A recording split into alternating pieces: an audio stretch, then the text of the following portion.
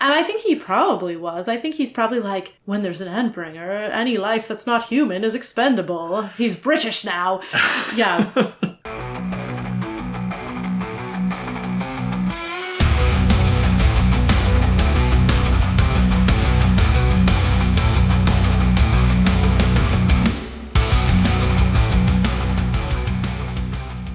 Welcome to Inchworm, the podcast in which we're inching through Worm. I'm Jenny. And I'm Ted. And we read Extermination 8.2. Things are getting exciting. Yeah. Yeah, this was still mostly setup, but did lead us up to Leviathan's first attack. We met Leviathan. Yeah, we did. We got a description and everything. How you feeling? I feel like I was sort of expecting him to be weirder, but I am satisfied with how formidable he seems.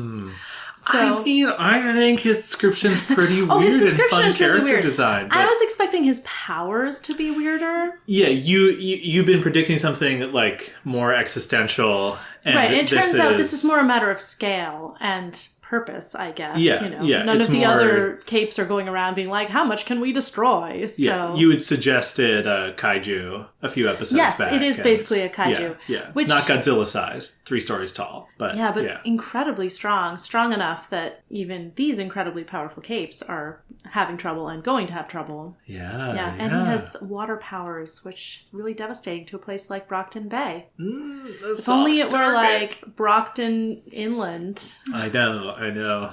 Brockton Fields. Probably no plot ever happens in Brockton Peak. Fields.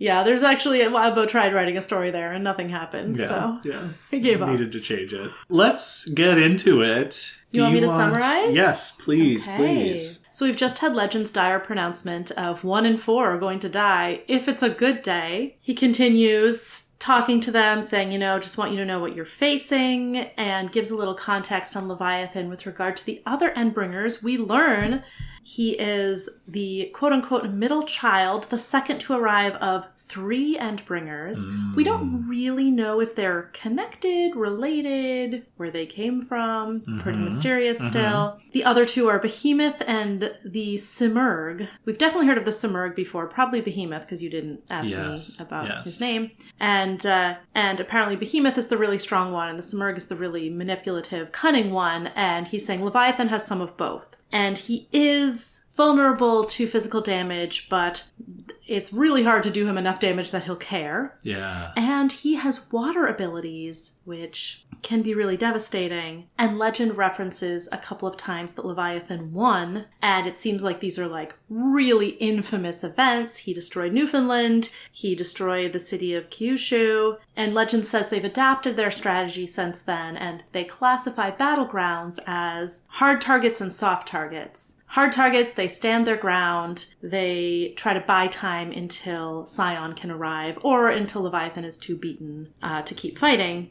But at soft targets, they can't afford to do that because Leviathan will do too much damage, his attacks will build up too much power while the battle goes on. And Legend says Brockton Bay is a soft target. There's an aquifer under the city that is really going to play right into Leviathan's hands. And if this fight goes on a long time, some or most of Brockton Bay will be destroyed. So Legend says, we have to end this fast. So the plan is to whittle him down and make him flee. So then Legend turns it over to Armsmaster, who tells them about the armbands that Dragon has for all of them. These armbands let them see their locations on the grid and Leviathan's last known location, and it also lets them communicate. There's a message button where messages are filtered through like Dragon's special AI program, and there's also a button you can press if you're in danger, and you can press both buttons if you have a non-urgent message that you want the armband to consider and supply you with something. Cool. So they all get this. Then Legend makes the capes who faced an Endbringer before stand up. There are a bunch of them. And says, listen to the Protectorate, listen to these people if, as long as they don't contradict the Protectorate, because they kind of know what we're about. And then he splits them up into groups based on their abilities. So first it's people who can take a hit from Leviathan and stand up again. And they're the front line. And then there's a second group that's backing up the front line, that hand-to-hand combatants, but maybe not quite as tough as the first group. So so after that, we have the group of people who can affect Leviathan through telekinesis or force fields, somehow disrupt his movements or help reduce the impacts. So they're like the backup defense. And then there are the people with movement powers, flyers, teleporters, runners, who are going to be responding to pings. And then they're the long-range attackers. And Taylor hears all these groups and she's like, well, I'm sort of a long-range attacker, but not in this context because my bugs aren't going to do anything against Leviathan. Yeah. As far as she knows, which it does seem reasonable on the face of it. So she's left with a group of people who, which includes Gru, Tattletale, Regent, Panacea, some other people, and Kaiser, actually, which is surprising. Mm-hmm. I feel like Kaiser should be, I'm just noticing that now, I feel like Kaiser should probably be with the long-range attackers. Mm-hmm. Anyway, Legend is about to tell the rest of them what to do when they get attacked by Leviathan. And there are force fields that go up immediately, but they're not enough. The building gets hit and starts to collapse. And Legend shouts for Strider to get them all out of there. So they all get teleported partway across town to like a street that Taylor recognizes, and there's water in the street. It's receding because the city has been hit by a wave that destroyed the ferry, the boardwalk, a bunch of places we've heard about. And Leviathan is coming. They can see him. So we get a description of him. Seems like he's very big. We can talk more in detail about the description.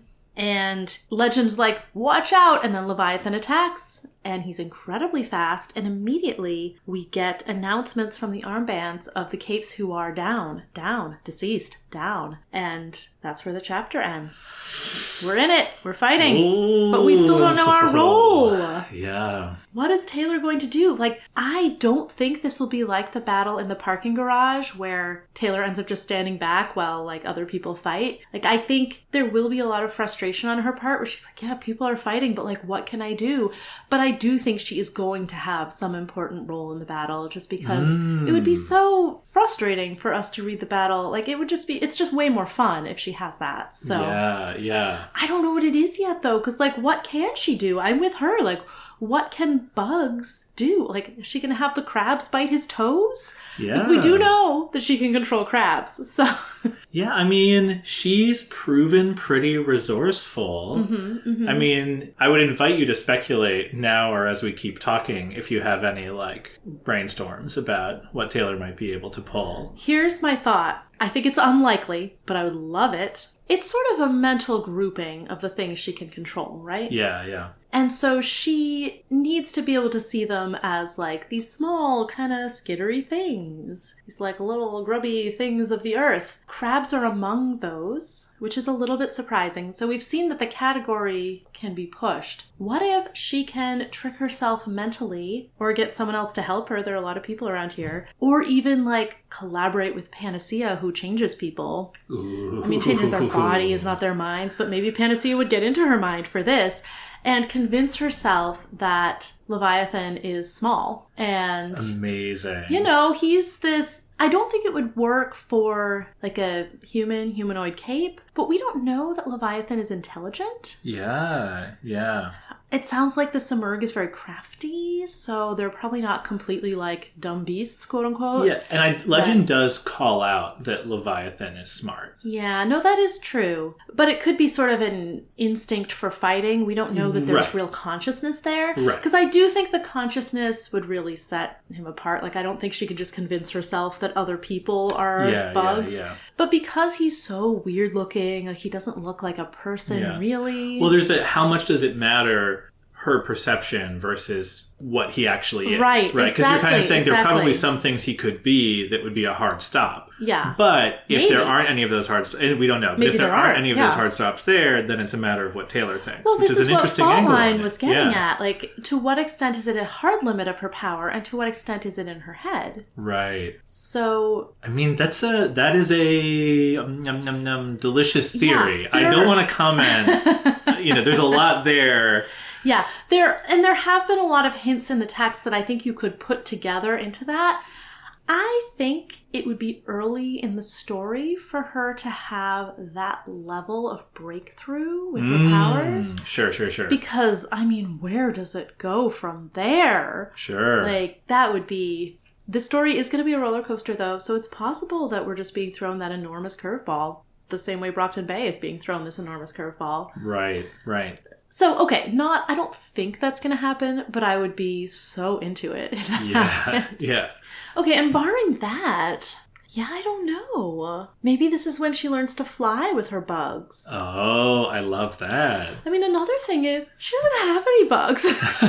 That's right. Like, we haven't seen her gather any. Sometimes she doesn't tell us, so she might have some, like, inside her costume, but, like, I feel like we would have heard if she had an enormous swarm around her. Yeah, how do bugs do in tidal wave conditions? Not great, but crabs are probably okay. Yeah, exactly. Maybe we'll get to see some good crab action. Yeah. Maybe there are other marine creatures, but like kind of the idea of Taylor's power is that everything she can control is relatively small and it can only be strength in numbers. And the numbers that would be needed to defeat something like Leviathan are so massive that I think she would have to do like a long-term concerted effort to build those numbers. And she hasn't done that, obviously. So. Yeah. I mean, I love that Taylor does not have a clearly useful power for this pivotal fight, right? It's such an important piece of the setting that we've learned about. And it's like, it's part of that fun, creative use of powers thing that like, you know, she's the protagonist. You know, she's got to do something. Right. A crappy power. And like, maybe it'll be hard and she'll be so frustrated, you know, like, but like, right. But there's got to be the only note. There's got to be some angle. And further, all of our villain heroes are in this category, right. Which it like just dawned on me as she was like looking around there. And it's like, that is the best. They are all like little weirdos who cannot directly slot into a like, okay, well, it's soldier time, so get up on the front line with Legend. You know, like, it's not that wouldn't be compelling in a different way, but having them all in this position of wanting to be involved and not knowing how. And similar to the high school comparison last episode, it's like they're a little bit out of place and they're trying to find their way, right? It furthers the story of them fighting for their seat at the table. Yeah. And Taylor's individual story, too. I wonder, can Taylor attack Leviathan's eyes with bugs? Can Regent attack Leviathan? Like, can he affect Leviathan? I mean, he didn't join the, like, force field telekinesis people, but maybe that's just because he thinks his power doesn't have the range and the strength. Right. Can Gru put darkness and around Leviathan's head? Like, yeah, right. There's a lot. Yeah, and Tattletale's power can definitely come in handy, but we don't know yet how. Right. And they know their own limitations, too. And this goes to their decision to show up, right? Yeah. It's like, if you are Aegis or Glory Girl or someone else, you know, in New Wave who has, like, a legend-like power or whatever, and you don't show up, it's, like, kind of embarrassing. But, like, if you're Regent and you don't show up, it's like, yeah, well, like, what are you going to do? Yeah. But so, like, it really says something that they all are there, you know? It was really funny at the beginning when Legend is like, I've known too many good heroes and villains after a pause who've, like, gone down in this kind of fight. And you're like, yeah, it must be so uncomfortable being a hero who's in charge of this, you know, group, this conglomeration of capes where some of them are villains and you're, like, leading them into this heroic battle. And you're like, this is weird. You're my enemies. I fight you. Yeah, I also took note of that passage. I first wanted to ask you how you parsed it. Do you take Legend to be saying good heroes and then being like, oh, there are also villains here and villains? Or do you think Legend is saying good heroes and then including good villains in the rest of that statement?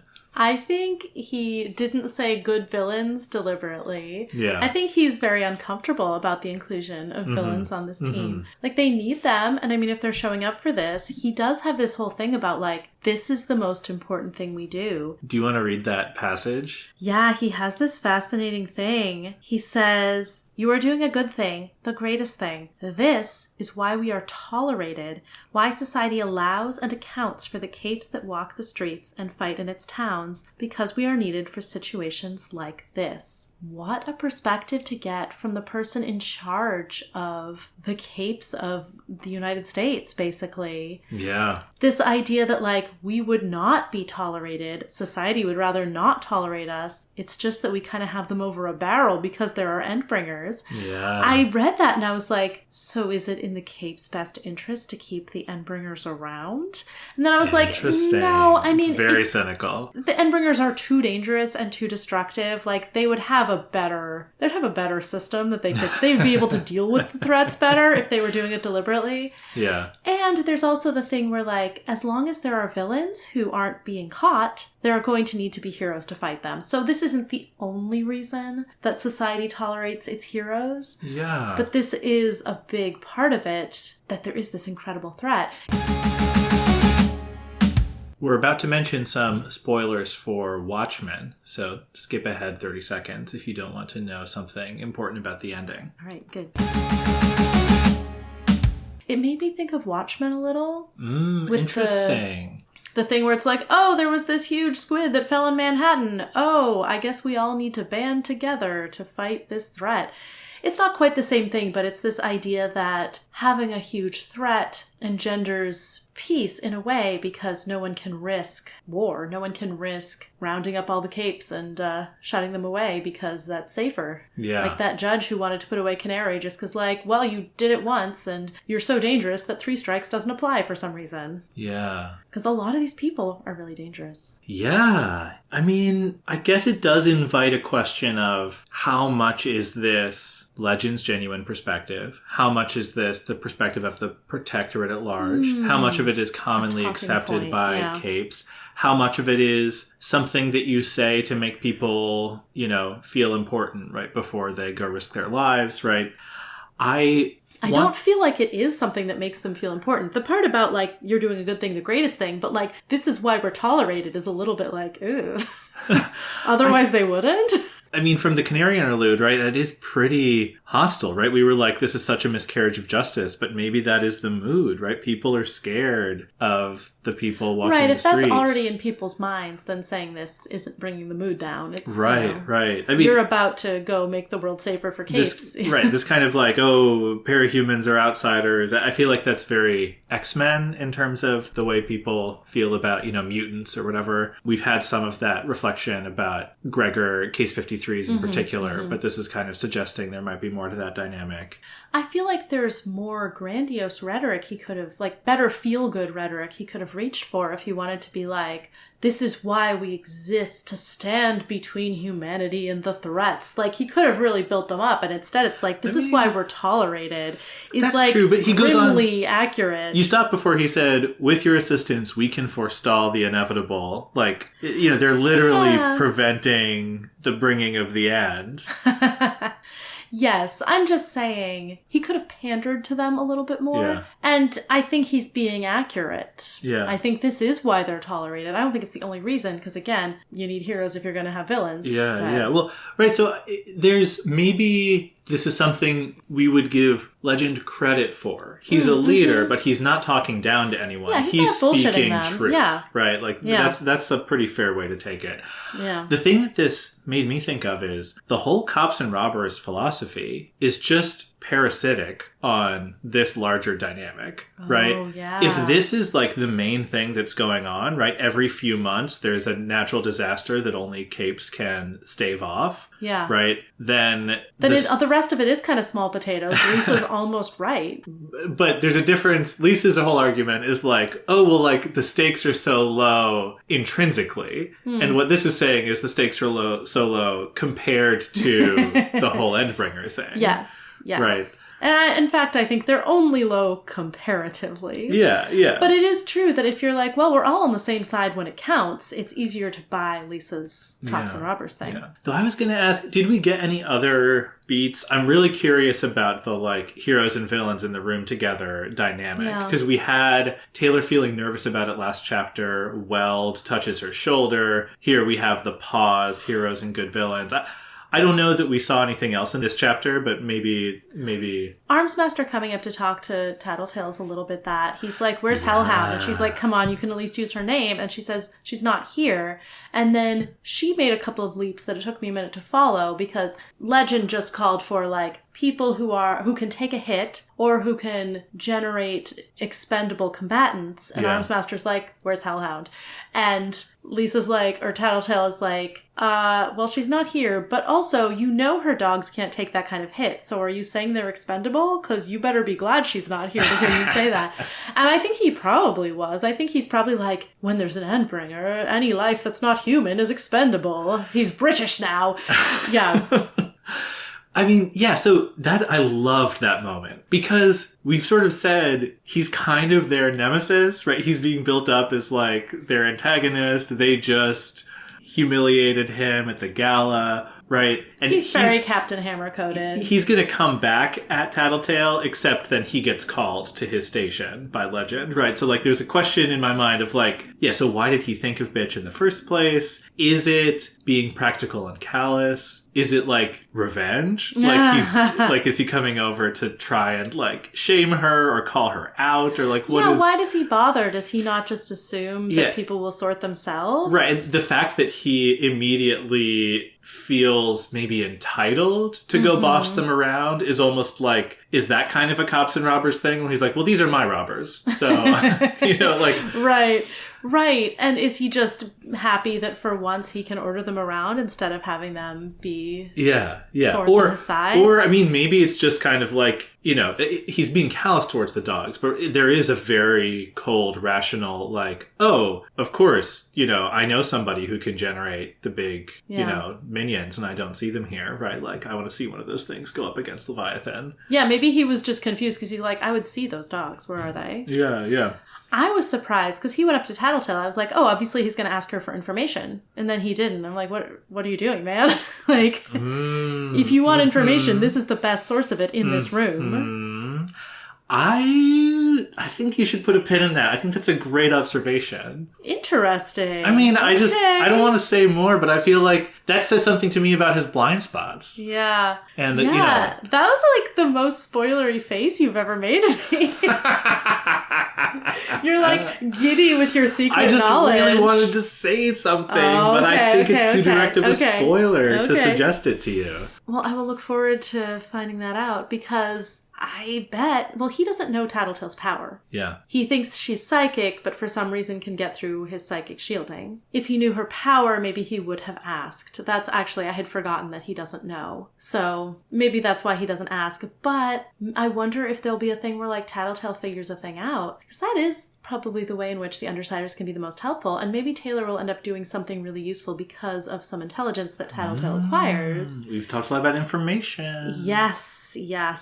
So I suspect this whole, like, communicating over the armbands and, like, if you have an urgent message that you want to bypass Dragon's, like, whole AI thing that takes, like, a few seconds to run, you can say, like, hard override and that will get your message through immediately. And that seems like something we're going to see. And I think we're going to see it from Taylor or maybe one of the other Undersiders, but trying to get some information that Tattletale has across. And I wonder if the hero-villain dynamic and the skepticism of the villains is going to result in that not being received as effectively as it could be, or if they'll sort of get yelled at, but then it's actually super effective, so that will exonerate them of this particular button misuse. That's what I want to see. I love the armbands. Yeah. First, incredible procedural detail. Yeah. It's just so fun because, like, everyone's getting an armband. We have to give you the, like, flight safety instructions video. Like, there are only 2 buttons, but we're going to explain them, and there's some nuance. How are you going to keep track of what those buttons do in combat? Like, also, they don't have earpieces. So, like, the building gets attacked, and then Legend's like, Strider, get us out of here. And Taylor hears her armband say something, but she can't make it out because it's on her arm. And there's a lot of noise. It's a battle. Yeah, and are they all going to be going around with, like, their wrist up to their ears? I know, just, like, leaning against their biceps. Like, that doesn't make any sense. Yeah, but I love, like, the fact that there's, like, AI triage of the messages is so fun. Oh, yeah. And in addition to being clever, great procedural detail, it sets up the incredible payoff in the last paragraph of the chapter, where you get the thing, and then it's like, oh, the narrative effect of what this is we immediately get to see how many casualties there are in 1 second One of fighting them's Leviathan. Already dead. We don't even know that person. Was it Yeah. WCM? Yeah. In fact, all of the new cape names were just in that paragraph. Right. Except Strider. You were right about Strider being a teleporter. I was curious. Great. I was like, can't Strider just teleport Leviathan somewhere? If Strider can teleport all of them and doesn't need to like get consent or be touching them, maybe there's some effect of the armbands that lets him do it. But I was like, couldn't he teleport Leviathan somewhere and then he leaves and then... That is a good idea. One thing that I would put out there, though, is if there's like a range limitation, it sounds like what they want to do is keep Leviathan in a known place so that they can okay, yeah. So maybe beat he it can't up. go very far. So there's kind of a like, maybe you could set up an ambush. Alexandria and co. there from somewhere else. Like, do we think they just like hopped a bunch of times? That sounds exhausting. Yeah. But yeah, that is, I mean, why not just keep teleporting Leviathan back into the ocean? I think we can raise this up the flagpole of why doesn't this work? And perhaps the story will answer it. Or perhaps there's a word of author.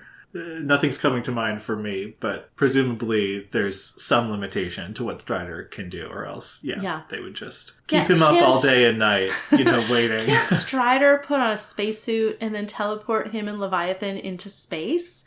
And then Strider can just come back and leave Leviathan there, and then Leviathan, like, dies in the vacuum of space. But then why isn't Strider the most powerful cape in the setting? No, it's true. Teleport anyone it's probably, to space, right? Like there's got to be something else, like Trickster, for example, has the thing of like you can swap, but it's based on something of the same kind of shape or mass, right? So like there might be some kind of limit to what Strider's doing. I'm also just curious. So I guess Leviathan, Behemoth, and the Simurgh are all Endbringers. We don't know if they, like, hang out. Like, do they have, like, an Endbringer lair somewhere? Maybe we'll find out. Yeah. But, like, what do they do when they're not attacking cities? Do they just, like, sit on the North Pole or something? Like, scary Santa? Yeah. Yeah, you mentioned they have slightly different vibes. Yeah. They're all quote-unquote siblings, Right, but that might have just been, like, a figure of speech. Right. They share a common invulnerability. That was the feature that got called out that was not just Leviathan specific, right? Yes, and they seem to share a pattern of like attacking semi-randomly, but there are commonalities to the time periods and the places they attack. Right. The one thought I had is we know that the hurricane tracking system for Endbringers, and legend does call out that Leviathan is faster than any cape as long as he's moving through water. Yeah. So that does suggest to me the kind of like when he escapes, like they can't follow him effectively. No, definitely. Right. It's sort of like there's also not a scenario like Strider teleports him out to the ocean and they can chase him around. Right. Like they can't go on the offensive because there's no way. Right. He could definitely escape. But if we find out where they live, I really want... Maybe they're I want the just Undersiders to find out where they live and go murder the Endbringers. Yeah. I wonder, I mean, they do say if we hurt him badly enough, it might be a while before he can come attack anything else. So it's possible that these Endbringers are just like trying to attack all the time, but then they get injured in their attacks and they have to go recover. And then as soon as they're recovered, they attack again. Or as soon as they're recovered, they start looking for a target. And once they find one, they attack again. Right. Or it's possible that some sort of like, I don't know, it almost reminds me of like animals and their like cyclical lives, like sea turtles being like, oh, it's time to swim. Oh, it's time to eat. Oh, this is the month where I like swim all the way to... Taylor spiders, Yeah, right. It's mating time. Like, yeah, is there like attack season for each of them? It doesn't seem like there's that pattern within the year because the capes who we're talking about would have said that, but do they work on their own seasonal schedule where it's just like, oh, my attack switch got turned on and then now I'm gonna chill? Yeah. Well, what did you make of their strategy? The fighting off an Endbringer strategy? So it seems like they used to have a strategy, which is still what they use for hard targets that aren't going to be too badly hurt, where they kind of hang back a little, like make strategic approaches, hem the Endbringer in, wait for either the Endbringer to get too injured from those attacks or Scion to arrive, which, what's Scion doing? It's really fast. Why isn't he here? Maybe he doesn't have an armband. I mean, that's a really good question. Like, what's the deal with that? That's a really weird detail. But I guess because this is a soft target, they didn't really say what the strategy is. I guess it's just, we go harder. We can't let this go on for a while. So we have to just spend ourselves more freely. Exactly. I think that was the subtext, is that you can take fewer risk, have fewer cape casualties at a hard target. But since because they are trying to save the city from collapsing into the aquifer entirely, you know, like whatever the shelters are, they're not going to help if that happens, right? So how good are they in general is my question. Yeah. So it's more deadly because of that, right? Yeah.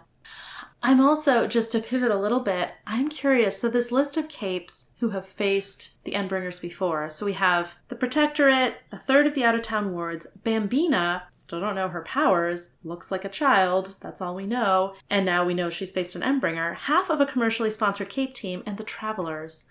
I wonder if the fact that some of these people have experience fighting an Endbringer, I wonder if that's going to come into play with like whatever strategy the Undersiders end up having. Yeah. If Tattletale's able to pick people's brains, or if, I mean, you talked about how it's a knowledge war in general, how knowledge is power, if that's going to become relevant to their strategy for defeating it. The other tantalizing detail in that, right, the Travelers are so mysterious. Yeah. But when the Travelers stand up, Armsmaster leans over to Miss Militia. And the read that I get on that is Armsmaster is surprised and didn't know. Yeah. Right? So that's like such an interesting detail. It's like, it's surprising enough to him that he's like, wait, what? Did you know about the she Travelers? shakes her head, so it could be a did you know? Yeah. Because I do bet when this kind of thing happens, like, Armsmaster probably goes every time. Yeah. He's the head of a Protectorate chapter. Because we saw Murthan Chevalier show up. Yeah. I don't know if the entire Protectorate goes every time, but it does seem like the whole Protectorate from Brockton Bay has fought an Endbringer, and it doesn't seem like there's necessarily been one in Brockton Bay recently. So, yeah, Armsmaster probably goes every time, and he's like, oh, have you seen these guys at one of these before? You know? Yeah. Do they usually come to these parties? Yeah, exactly. And she's like, no, I didn't know. Yeah. That does make me wonder, like, they are Travelers. Maybe they fought Endbringers in other countries. Other countries must have similar defenses. Right. Yeah, and that's another question that we get, because the two disasters that we hear about, the worst days for Leviathan, are not limited to the U.S. Canada and I assume Japan. Yeah. So I think it's the southernmost island, if I'm remembering correctly. Is that the name of the island? But yeah, I mean, there is no Newfoundland. Yeah. Do you remember in Newlostland. Interlude 5 when Canary hears Dragon's voice and says, oh, she's got a Newfie accent. No, I didn't remember that. You don't hear those that much these days. No. Oh, no. Then, Dragon lost her homeland. Do you remember Dragon last chapter standing like a gargoyle looking at Leviathan approaching? Yeah. So that was 2005. We were like 2011. Yeah. Okay, so that probably wasn't Dragon's like trigger event, but Dragon was involved in the defense of her homeland and it failed. Yeah. Yeah, and then Japan, it was like 9 million people died. Like, it was and 3 really million bad. Were made homeless, I guess. Something like that. Yeah, that's really massive. Yeah. Japan is not a very big country. Like, that's probably a huge portion of the population and of the land, probably. Yeah, for sure. Yeah, and as you alluded to, we see in this chapter one wave. We know Leviathan's wave gets stronger. One wave. The boardwalk is destroyed. It's gone. Right? The fancy part of town. Right. It is so high stakes. So devastating. Yeah, they'll lose the city. And, you know, I don't think we're going to lose the city. That's my prediction. Okay. Brockton Bay is our setting. I don't think it's only going to be the setting for the first 7 point whatever arcs. I think we're going to keep the city. Yeah. So Taylor better come up with something cool. She's the protagonist. I do wonder. I'm sure Coyle is working on this. No, it's right. Like, he's not there because he doesn't have the kind of power that'll be useful in that setting, and he probably doesn't want to reveal himself. I guess he didn't send his soldiers because, like, they're not capes. Right. What are they going to do? If the military's not going, he's not going to send his soldiers either. But I'm sure he is using his power, whatever it is, on this situation. Yeah. Yeah. I did want to observe, we learn about why Brockton Bay is such a soft target, and Taylor thinks about it. The west end of the city was bordered by hills, and the terrain sloped gradually from the base of the mountain down to the water. It's where the mountain meets the sea. How can that be? Yeah. Just a little dropout Easter egg for people there. Oh, another, like, strategy question, right? Did you have any thoughts about the different classes of capes? Well, it's different than the classes of, like, brute and master and all that, because it's less about mechanism and more about effect. Yeah. Like, so a lot of people who'd be in the same class are the front line and then the, like, second line. It's just a matter of strength. It reminds me so much of, like, multiplayer video games, right? Like squad-based shooters or whatever, right? So you have somebody who can tank, right? That's the first group, the tanks, right? They can take hits. And then you have the other people who are like strong attacks, but like more glass cannon types. Right? You have the snipers, you have like the flyers and movers. They're basically medics, right? They're the support capes. They're going to be going in and out and helping people. And yeah, the environmental control capes is also like a fun kind of being able to either mute the effect of waves or put up shields, right? There's a lot of really fun If you're a water, what is stuff. it, a hydrokinetic cape? Like, you would be so useful for this. We haven't heard about any, but maybe narwhal. We did get quite a description of narwhal, so I wouldn't be surprised if that's true. We did see her throw up some force fields or shields in this chapter. Oh, I missed that. As the that. wall is coming down. That was Taylor her? sees her. Oh, I didn't notice that. As the ceiling is coming down, Taylor sees her shoot a few. I mean, I did say that narwhal should make force... Oh, no, I said she should walk through walls. It's like, narwhal. I mean, I feel like we should talk about Leviathan.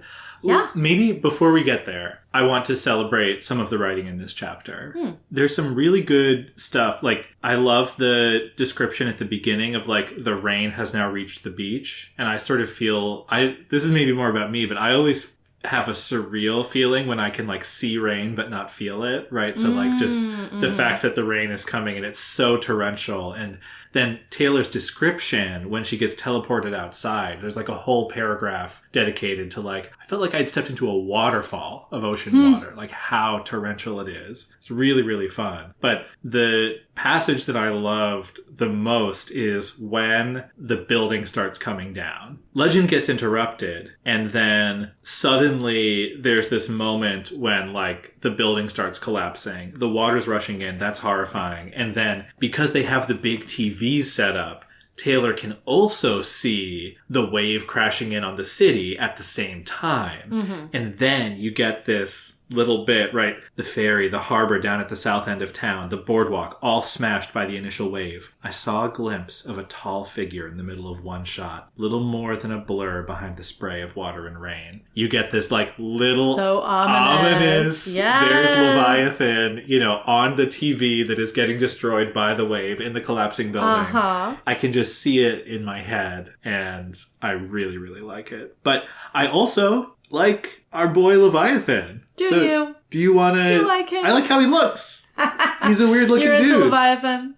I'm into him. Okay. It's Hey, your type. 30 feet tall. The majority of him was muscled, but not bulky. Lean, but strong.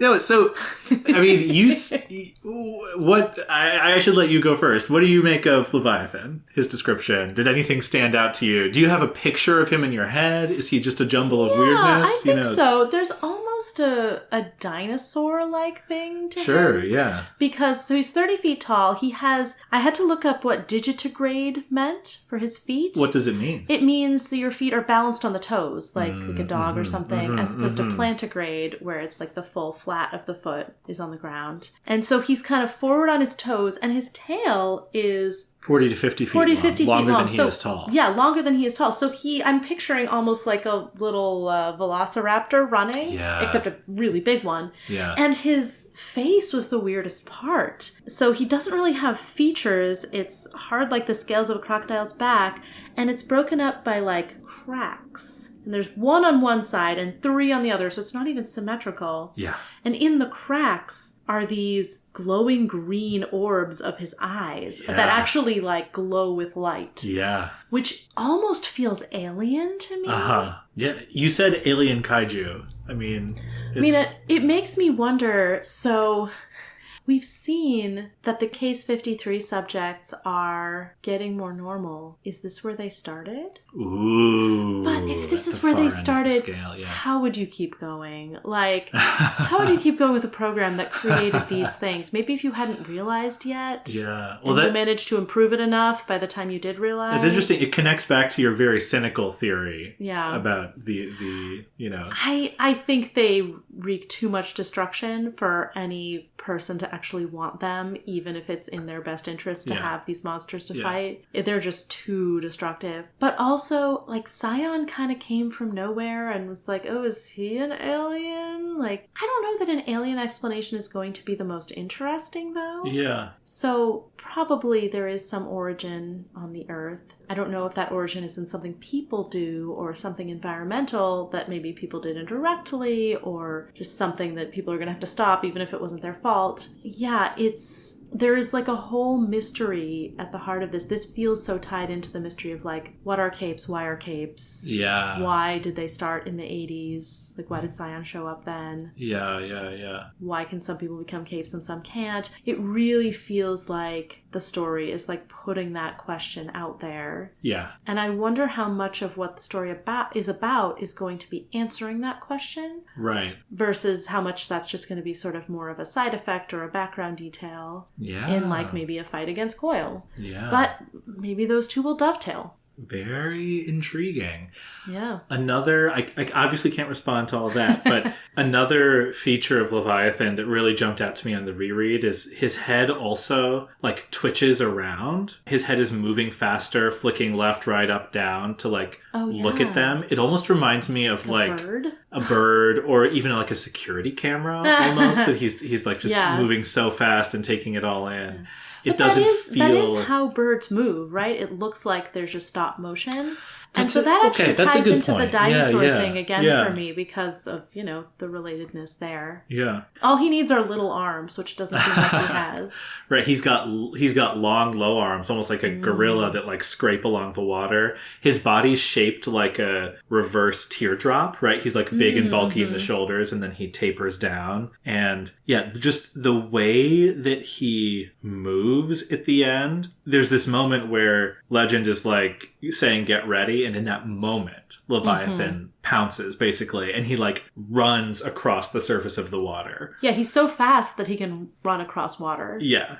It's like, this reminds me of, like they're not the same size, but, like little lizards or something, There is something very lizard-like about him. Yeah. He's a weird guy. His after image is fascinating, where, like, he moves and just, like, leaves water behind him wherever he was. Oh, yeah, right. As he moves, gallons of water are pouring down around him. Out of the space he was occupying a moment before. I'm so glad you mentioned that, because that is such a cool... bizarre effect. It's like a lizard, but a lizard that's like actually a water balloon. It's how when you see a slow motion video of a water balloon being popped, the skin shrinks away and then the water takes a moment to fall. Yeah. It sort of feels like that. Like everywhere he is a water balloon, and then he moves the whatever was keeping the balloon there, and then the water falls. Yeah. No, that's a really good way to picture it. I love that. Yeah, I think Panacea is going to have her work cut out for her. All these capes are down.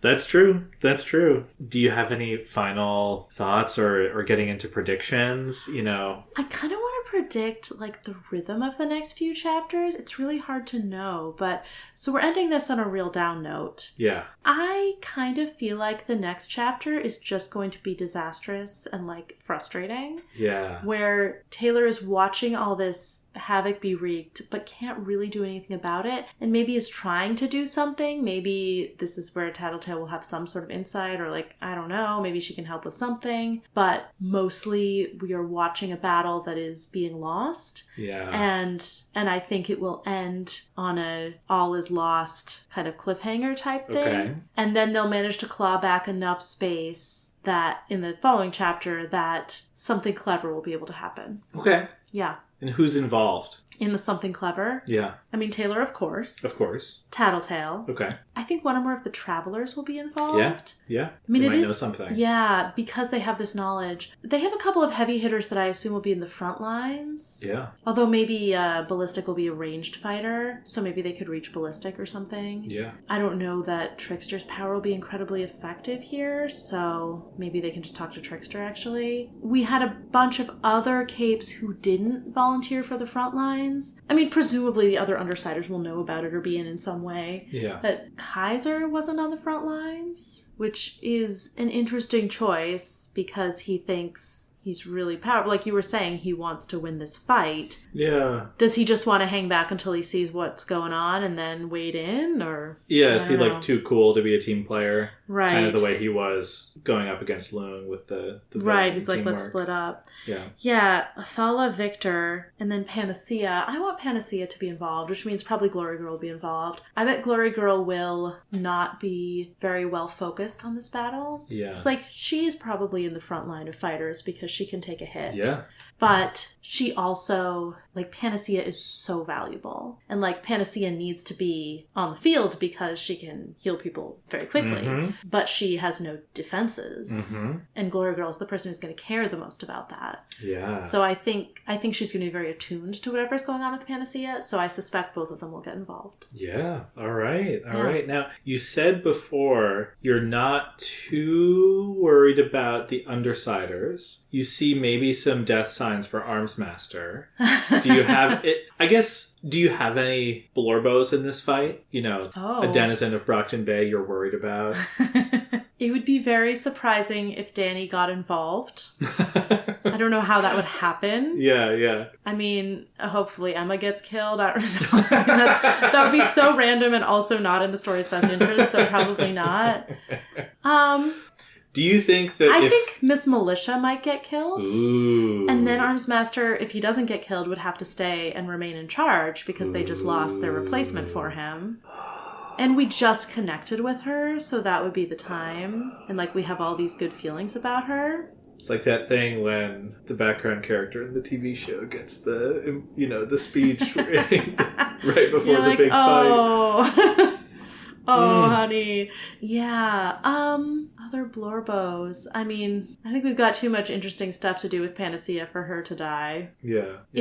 If something happened to Glory Girl, I think it would drive Panacea over to the dark side, but I don't think we've done enough of that work. Mm-hmm. Like, I think there's more narrative to happen there before we took that step, so I don't think that's likely to happen. Who else is in the fight who I like, you know? Herman Snipes isn't even there, Ted. Right, that's true. But maybe when they need the cavalry. Yeah.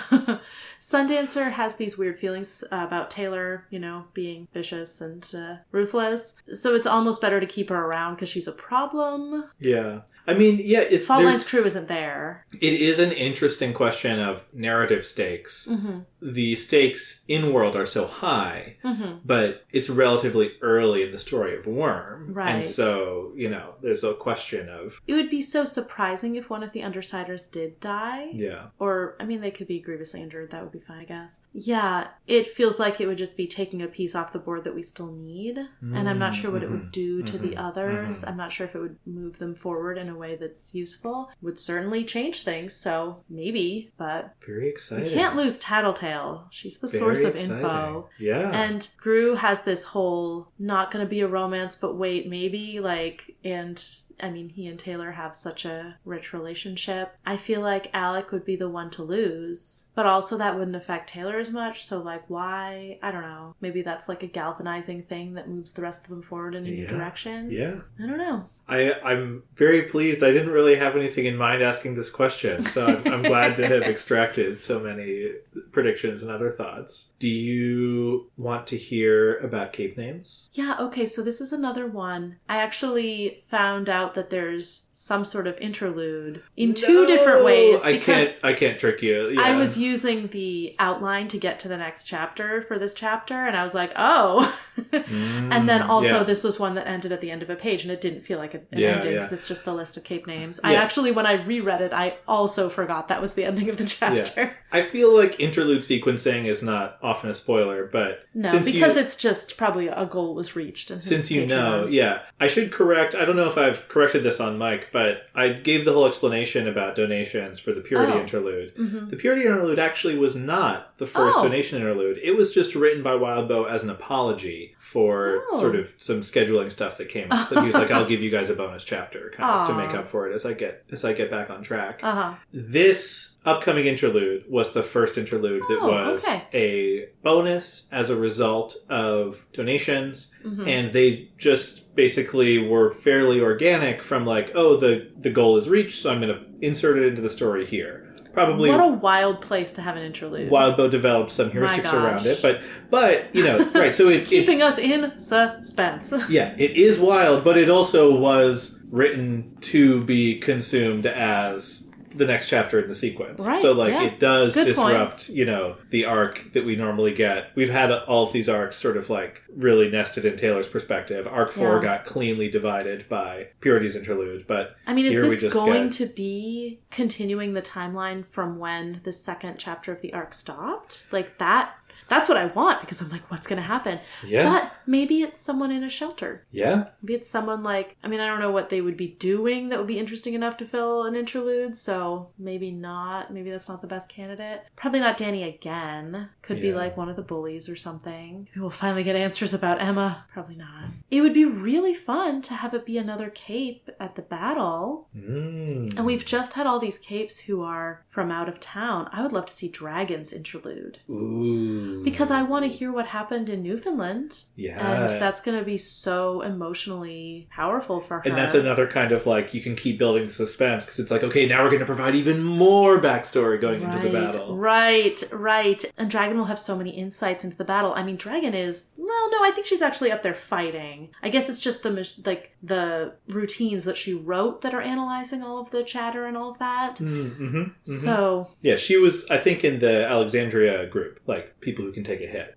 Yes. So I think, she's leading it with Alexandria. So she'll be on the front lines of the battle. So that would be really fun, actually. Yeah. Like, that would be amazing, because Taylor is just going to be frustrated and watching from a distance. And that kind of has to happen, but I would rather see it through someone else's perspective. So, I mean, that's what I want. That sounds really good to me. Yeah. Do you want to hear the first sentence? I do. Quote, "I think we've got astray, Tasha." End quote. Okay, so is this like going to someone's childhood, and this is like them being a bedraggled little urchin going up to like people who are going to take them in, and this is the foundation of their story? Let's humor that idea for a second. Who would you like to see a bedraggled urchin origin story from? I mean, why not Dragon? But all right. Yeah, I mean, I don't have any particular thoughts about that. I mostly just still want Dragon for the reasons I said before. Delightful. Yeah. Would be fun to get any other cape that's sort of in a similar position, like not a local cape, but someone who's here for the battle and someone who's going to be fighting it very actively. Alexandria would be great. Yeah. Legend. Yeah. Eidolon, I feel like, is like too mysterious to be uncloaked like that at this point. Sure. Yeah. Well, that's all very exciting. Yeah. Do you have cape names? No. I was leading you up to be like, well, there aren't any cape names in this chapter because it's an interlude. Okay. Yeah. I see. All right. Well, we'll find out next time, or as soon as I turn the page. On Inchworm. Worm Worm is a web serial by J.C. McRae. You can read Worm at parahumans.wordpress.com and support the author at patreon.com/wildbow. Follow us on Tumblr and Blue Sky at Inchworm Podcast, or find our Discord link and any other updates on inchwormpodcast.com.